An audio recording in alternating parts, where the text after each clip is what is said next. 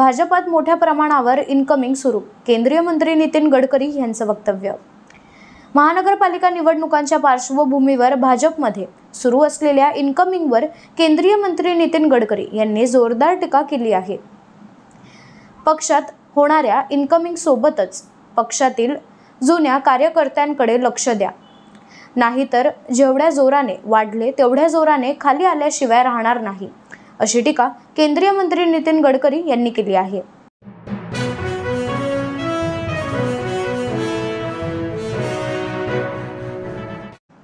साताऱ्यातील फलटणमधील महिला डॉक्टरने आयुष्य संपवल्याची अत्यंत दुःखद बातमी घडली आहे।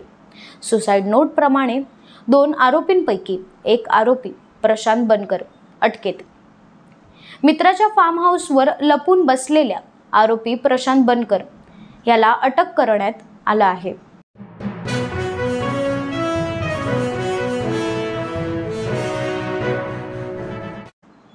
अनेक मंत्री सरकारची संपत्ती नसून भार, राष्ट्रवादी काँग्रेस शरद पवार गटाचे आमदार रोहित पवार यांचं खळबळजनक वक्तव्य।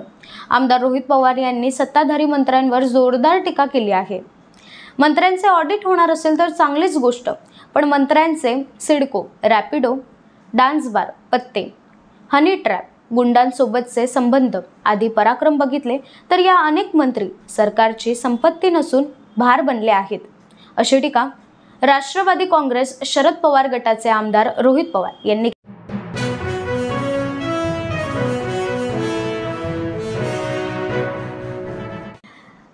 संजय शिरसाट 5,000 कोटींच्या मलिदा गँगचे मुख्य सूत्रधार, राष्ट्रवादी काँग्रेस शरद पवार गटाचे आमदार रोहित पवार यांचं वक्तव्य। आमदार रोहित पवार यांनी संजय शिरसाटांवर गंभीर आरोप केले आहे।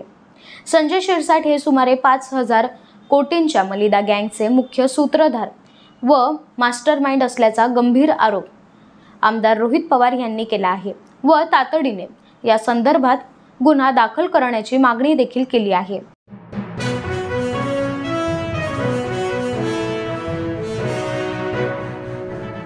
फडणवीसांचं गृह खात्याकडे लक्ष राहिलेलं नाही, खासदार संजय राऊत यांचं वक्तव्य। फलटणमधील महिला डॉक्टर आत्महत्ये प्रकरणावर खासदार संजय राऊत यांनी मुख्यमंत्री देवेंद्र फडणवीसांवर जोरदार टीका केली आहे। सरकारची प्रशासनावर पकड नाही, मुख्यमंत्री देवेंद्र फडणवीसांचं गृह खात्याकडे लक्ष राहिलेलं नाही, राज्यात पोलीस आणि कायद्याचं भय नाही, अशी टीका खासदार संजय राऊत यांनी केली आहे।